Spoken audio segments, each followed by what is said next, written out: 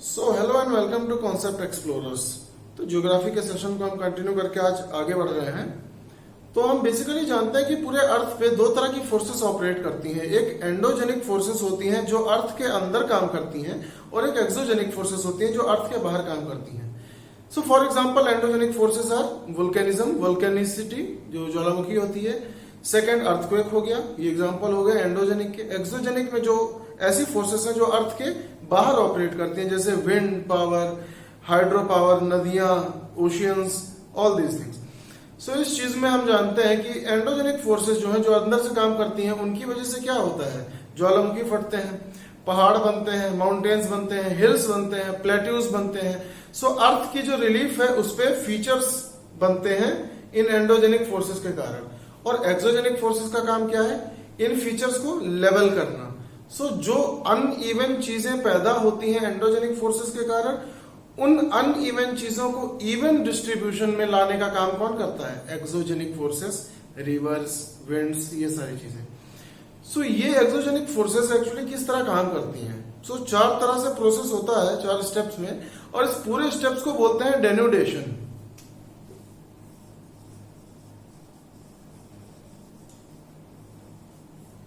So what is denudation? Denudation is a slow and gradual process by which the outer forces on the planet they keeps on leveling the uneven irregularities on the earth's surface. अर्थ की surface पे जो irregularities पैदा हुई हैं उन्हें level करने का slow and gradual जो प्रोसेस है, that process is called denudation. And the term denudation in itself has 4 steps. इसके अंदर 4 स्टेप्स होते हैं, जिसमें पहला है वेदरिंग, दूसरा है erosion, third is transportation and fourth is deposition. पहला है वेदरिंग। वेदरिंग मतलब जब कोई चीज टूटती है, शुरुआत उस चीज की, पहाड़ है, अब वो टूटेगा, उसका टूटना शुरू होगा, so that thing is called weathering.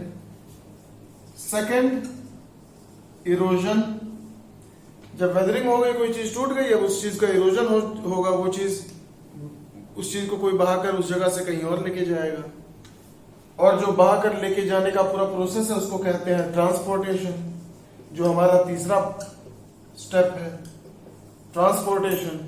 और ट्रांसपोर्ट करके जब ये टूटी चीज कहीं जाएगी तो कहीं ना कहीं जाके जमा होगी, deposition.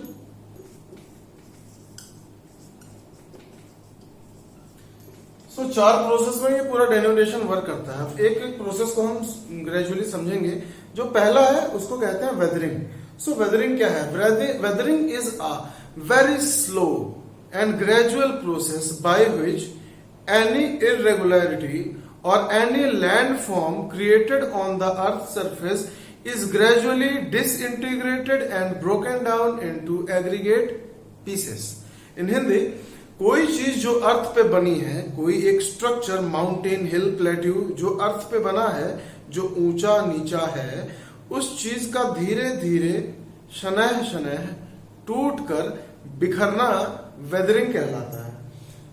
So weathering is not a process that takes place in just a few days or a few weeks or month. It is slow and gradual process that takes millions of years actually. So weathering actually किस किस तरह की होती है? Weathering में भी कुछ types हैं। वेदरिंग कई तरह की होती है, जिसमें सबसे इंपॉर्टेंट है केमिकल वेदरिंग।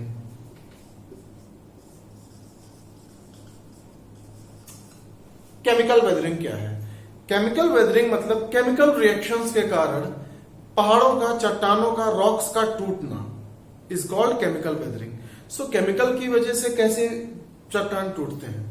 जैसे हम जानते हैं जो चट्टान होते हैं उनमें मिनरल्स पाए जाते हैं, और ये मिनरल्स कई तरह के होते हैं। एक रॉक में कई तरह के मिनरल्स पाए जा सकते हैं। ये मिनरल्स अलग अलग हैं। फॉर एग्जांपल, हमने आपको बताया था कि जो अर्थ का जो क्रस्ट है, वो पूरा क्रस्टल पार्ट जो रॉक से बना है उसको हम बोलते हैं granite rock. So granite is the predominantly type of rock found evenly all over the crustal part of the earth. जो अर्थ का टॉप कॉन्टिनेंटल क्रस्ट है पूरा ग्रेनाइट से बना है। अब ग्रेनाइट पत्थर एक तरह का इग्नियस रॉक है, जिसके खुद बेसिक 3 तरह के केमिकल्स या कंपोनेंट्स उसमें पाए जाते हैं। एक है क्वार्ट्ज, एक है मिका और एक है फेल्सपर। सो क्वार्ट्ज, मिका और फेल्सपर, ये तीन चीजें पाई जाती हैं ग्रेनाइट रॉक्स में। अब इन तीनों की फिजिकल क्वालिटीज अलग अलग है, केमिकल बिहेवियर अलग अलग है। जैसे जो फेल्सपर है ये बहुत जल्दी डिसॉल्व हो जाएगा, टूट जाएगा, बहुत टेंसाइल स्ट्रेंथ इसकी बहुत कम होती है। क्वार्ट्ज की टेंसाइल स्ट्रेंथ ज्यादा है, वो इतनी जल्दी डिसइंटीग्रेट नहीं होगा। अब जैसे हम कहते हैं कि एक ग्रेनाइट का पत्थर है, उसके अंदर ये तीन चीजें मिलके बनी हुई हैं। अब कई चीजें ऐसी होती हैं, जैसे केमिकल रिएक्शंस जब चालू होंगे, तो जब केमिकल रिएक्शन होगा तो क्या पता जो फेल्सपर है वो बहुत जल्दी डिसइंटीग्रेट हो जाएगा। अब फेल्सपर और क्वार्ट्ज और मिका सब मिलके एक दूसरे से जुड़ के ग्रेनाइट में बने हुए हैं। जब फेल्सपर टूट जाएगा जल्दी केमिकल रिएक्शन से, क्योंकि ये जल्दी टूटने वाली चीज है ना, तो जब ये फेल्सपर टूट जाएगा तो क्वार्ट्ज और मिका सपोर्ट कर पाएंगे, पूरा जो ढांचा है वो हिल जाएगा। जैसे एक दीवार से किसी एक ईंट को अचानक से आप खींच लेंगे तो इंस्टेबिलिटी आ जाती है, फिर धीरे धीरे करके वो पूरा ग्रेनाइट का जो रॉक है स्लोली स्लोली धीरे धीरे टूट जाएगा। So this is called chemical weathering, इसे केमिकल वेदरिंग कहते हैं। ये और कुछ तरीके की होती है केमिकल वेदरिंग में, अगर आपको और डिटेल में जानना है तो जैसे पहला सोल्यूशन। सोल्यूशन क्या है? Solution means water solution. जो रेन वाटर होता है, जो आसमान से पानी गिरता है, रेन वाटर बारिश होती है, उसमें enough amount of carbon dioxide होता है। ये कार्बन डाइऑक्साइड कम से कम इतनी मात्रा में होता है कि रेन वाटर को एसिडिक मीडियम दे देता है। रेन वाटर एक हिसाब से एसिडिक हो जाता है। अब ये एसिडिक रेन वाटर कई तरह के ऐसे रॉक्स हैं जिन्हें डिसॉल्व कर सकता है, डिसइंटीग्रेट कर सकता है। जैसे फॉर एग्जांपल कार्स्ट रीजन्स। जो कार्स्ट रीजन होते हैं, कार्स्ट रीजन आपने सुना होगा, KARST। कार्स्ट रीजन एक नाम है एक ऐसी जगह का जहां पर प्रिडोमिनेंटली सबसे ज्यादा, कहने का मतलब कौन से पत्थर पाए जाते हैं? लाइमस्टोन। लाइमस्टोन से सजा हुआ कोई जमीन का जो टुकड़ा है, बहुत बड़ा भूभाग, उसे हम बोलते हैं कार्स्ट रीजन, कार्स्ट टोपोग्राफी। ऐसे लाइमस्टोन के पत्थर बहुत तेज रिएक्शन करते हैं, किसके साथ? रेन वाटर के साथ, क्योंकि रेन वाटर एसिडिक होता है। और ये जो लाइमस्टोन का बना हुआ पूरा भाग है जमीन का, उसमें कैल्शियम कार्बोनेट प्रिडोमिनेंटली ज्यादा पाया जाता है और ये इस सोल्यूशन से घुल जाता है। तो क्या होता है, रेन वाटर, इसमें कई, जो पूरा लाइमस्टोन की बनी हुई जमीन की परत है उसमें कई गड्ढे करके ये रेन वाटर अंदर चला जाता है, ठीक है, डिसॉल्व करते चला जाता है लाइमस्टोन को। सो लाइमस्टोन खाली एक तरह का पत्थर नहीं है जो सोल्यूशन यानी रेन वाटर से इफेक्ट होता है। इवनली एक्चुअली हर तरह के पत्थर रेन वाटर से धीरे धीरे टूटते ही हैं, बस उनका रेट अलग अलग होता है। जैसे लाइमस्टोन बहुत जल्दी रिएक्ट कर जाएगा रेन वाटर के साथ, बाकी जो चट्टान है स्लोली स्लोली रिएक्ट करेंगे, बट इवेंचुअली सबको टूटना है, सबको डिसइंटीग्रेट होना है। ये केमिकल रिएक्शन स्लोली स्लोली चलता रहेगा। सो ये हो गया सोल्यूशन। सेकंड जो है ऑक्सीडेशन, भी एक तरह का प्रोसेस है। ऑक्सीडेशन आप सब जानते हैं, the reaction of oxygen that is found in air और वाटर विद सर्टेन मिनरल्स। कुछ मिनरल्स हैं उनके साथ जब एयर या वाटर में डिसॉल्व ऑक्सीजन रिएक्ट करती है तो ऑक्साइड की लेयर बनती है। The whole process is called oxidation. ये ऑक्साइड की लेयर कैसे बन जाती है? अब हम जानते हैं जो रॉक्स होते हैं, चट्टान होते हैं, most percent of the rocks have iron found in them. उन सब में आयरन पाया जाता है और आयरन एक बहुत स्ट्रांगली रस्टिंग एजेंट है। वो बहुत तेज रस्टिंग एजेंट नहीं है, रस्ट बहुत तेज होता है। और रस्टिंग एजेंट का काम कौन करता है? एयर और वाटर में डिसॉल्व ऑक्सीजन। तो ऐसे रॉक्स पे जब पानी पड़ेगा, ऐसे रॉक्स पे जब हवा लगती है, तो इस हवा में जो ऑक्सीजन है वो इन रॉक्स के अंदर जो आयरन पाया जाता है उसके साथ रिएक्ट करके ऑक्साइड लेयर बना देती है। तो इन चट्टानों का जो आयरन है जो इनके अंदर, वो आयरन ऑक्साइड में तब्दील हो जाएगा। अब हम जानते हैं जंग लगा हुआ आयरन नाजुक हो जाता है। सो आयरन ऑक्साइड की लेयर जो आयरन थी उससे क्या होगी? बहुत वीक होगी। आयरन ऑक्साइड की लेयर इवेंचुअली टूटने लगेगी और जिसके साथ साथ पूरा रॉक धीरे धीरे टूट जाएगा। सो सोल्यूशन की तरह से कोई रॉक टूटता है, ऑक्सीडेशन की मेथड से। ये दोनों मेथड केमिकल मेथड्स हैं। फिर और भी तरीके हैं वेदरिंग होने के। जैसे फिजिकल वेदरिंग की अगर हम बात करें तो ये एक डिफरेंट प्रोसेस है। फिजिकल वेदरिंग कैसे होती है, फिजिकल वेदरिंग किस तरह से होती है? सो फिजिकल वेदरिंग क्या है? फिजिकल वेदरिंग में केमिकल इन्वॉल्व नहीं होगा। फिजिकली जब रॉक्स डिसइंटीग्रेट होते हैं, टूटते हैं, उन्हें हम फिजिकल वेदरिंग कहते हैं। फॉर एग्जांपल फिजिकल वेदरिंग में हम कह सकते हैं जैसे ठंडी या गर्मी, डिजर्ट को आप देखिए, take a typical desert, a hot desert like Saharan desert, है ना, in the North Africa. The vast desert stretches for millions of square kilometre. इतना बड़ा सहारा जो डिजर्ट है, वहां हम जानते हैं ऑन एन एवरेज जो टेम्परेचर है वो मोर देन 40 डिग्री सेंटीग्रेड पे जाता है, बहुत ज्यादा तापमान पाया जाता है।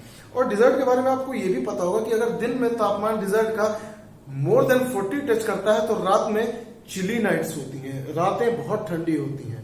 सो क्या है, ये गर्म ठंडे का जो मिश्रण है, इससे इंसान को बुखार हो जाता है, यानी हर चीज को लगभग कुछ ना कुछ इफेक्ट करता है अगर ठंडा गर्म मिक्स होता है अनइवन प्रोपोर्शंस में। So the rocks that are found in the desert during day time, दिन के समय ये रॉक्स सनलाइट की वजह से बहुत इंटेंसली हीट हो जाते हैं, गर्म हो जाते हैं। और गर्म होने के कारण क्या होता है, एक्सपेंशन होता है। When ever anything heats it expends, जब कोई चीज गर्म होती है वो एक्सपेंड होती है। सो रॉक का जो ऊपर, जहां रॉक के ऊपर जहां सनलाइट पड़ती है, वो ऊपर का भाग रॉक का क्या होता है, एक्सपेंड करता है। लेकिन उस चट्टान की अंदर का भाग, उस चट्टान का जो कोर है, वो तो ठंडा होगा, वो तो एक्सपेंड नहीं करेगा, तो वो वैसे ही रहेगा। और बाहर वाला भाग क्या करता है, एक्सपेंड करता है। और रात में क्या हो जाता है, टेम्परेचर माइनस में चला जाता है, इतना ठंडा। और ठंडी के कारण क्या होती है, चीजें एक्सपैंड नहीं, उसका उल्टा हो जाती है, कॉन्ट्रैक्ट होने लगेंगी। अब ये जो रॉक की बाहर वाली लेयर जो दिन में एक्सपैंड हुई थी, रात को कॉन्ट्रैक्ट होगी, अगली सुबह एक्सपैंड, रात में कॉन्ट्रैक्ट, अगली सुबह एक्सपैंड, रात में कॉन्ट्रैक्ट। ये जो अल्टरनेट फेज चलता है एक्सपेंशन एंड कॉन्ट्रैक्शन का, this weakens the rock structure, rock के स्ट्रक्चर को ये वीक कर देता है और वो रॉक इवेंचुअली टूट जाता है, डिसइंटीग्रेट हो जाता है। So this is one type of physical weathering, है ना। सेकंड चीज आप रेन वाटर के हिसाब से भी ले सकते हो, हॉट एंड ड्राई, जब hot and wet, dry and wet. अगर ये दो तरह की अल्टरनेट चीजें चले, जैसे इक्वेटोरियल रेन फॉरेस्ट जो है अमेजन के, इन सब जगहों पे जो पहाड़ है, इन सब जगहों पे जो चट्टाने हैं, उनपे क्या है, दिन के समय बहुत इंटेंस सनलाइट आ रही है, बहुत तेज धूप आ रही है, ड्राई हो जाते हैं पूरे पत्थर। फिर अचानक 2 घंटे बाद बारिश झमाझम होनी शुरू हो गई, पूरे पत्थर गीले हो गए।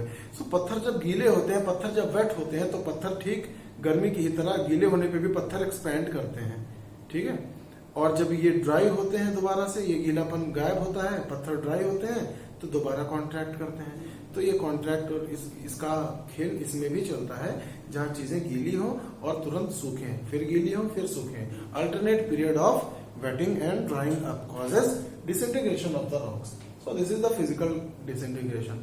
So ये हमने जाना वेदरिंग प्रोसेस। इतनी तरह की वेदरिंग होती है, एक वेदरिंग होती है इस तरह की, एक वेदरिंग होती है फिजिकल। तो फिजिकल वेदरिंग और केमिकल वेदरिंग हमने जान ली। अच्छा, एक तरह की और वेदरिंग आप जान लीजिए, जो ऑर्गेनिक वेदरिंग है। ऑर्गेनिक वेदरिंग कैसी है, जब ऑर्गेनिक एसिड्स काम करते हैं। ऑर्गेनिक एसिड्स कैसे बनते हैं, कभी कभी जो ट्रॉपिकल रेन फॉरेस्ट जैसे एरियाज होते हैं, इक्वेटोरियल रेन फॉरेस्ट जैसे एरियाज होते हैं, जहां हमेशा hot and humid kind of temperature रहता है, नमी हमेशा रहती है, वहां की चट्टानों पे आपने देखा होगा काई लग जाती है, पेड़ उग जाते हैं, छोटे छोटे पौधे उग जाते हैं। उन पत्थरों पे थोड़ी सी मिट्टी गिरी, उस पे फंगस लग गए, उस पे एल्गी आ गया, है ना। हरे हरे पौधे पत्थरों पे भी उग जाते हैं। तो ये एल्गी, ये जो पौधे हैं, इनके साथ साथ कुछ बैक्टीरिया भी इन पत्थरों पर रहते हैं। ये वो बैक्टीरिया हैं जो लाइकेंस और इस तरह के पौधों के साथ रहते हैं और ये एसिड रिलीज करते हैं। क्या रिलीज करते हैं, एसिड रिलीज करते हैं। ये एसिड ऑर्गेनिक एसिड होता है, क्योंकि जानवरों से, ऑर्गेनिज्म से रिलीज हो रहा है। ये ऑर्गेनिक एसिड इन चट्टानों के अंदर जाते हैं और फिर से वही एसिडिक मीडियम प्रोवाइड कर देते हैं, जिसकी वजह से रॉक के अंदर के स्ट्रक्चर जो है वीक होगा। क्यों, क्योंकि रिएक्शंस होने लगेंगे, acidic and basic reactions type. So in reaction के कारण भी पत्थर टूटते हैं। तो ऑर्गेनिकली भी रॉक्स का डिसइंटीग्रेशन होता है। तो ये चीज हमने जान ली। सो ऑर्गेनिकली, फिजिकली, केमिकली 3 तरह की वेदरिंग होती है बेसिकली। ये वेदरिंग है। अब इसके अगले सेशन में हम इस वेदरिंग के आगे जानेंगे कि वेदरिंग के बाद इरोजन कैसे होता है, what are the different kind of erosional activities. The erosion is also second part of this denudation process, and erosion takes place through rivers, through winds, through icebergs, through glaciers. So many kinds of erosions are also there. We will study it elaborately in our next class. So how did you like if you liked our video, please do like, share and subscribe our video and give a thumbs up, and thank you and have a nice day.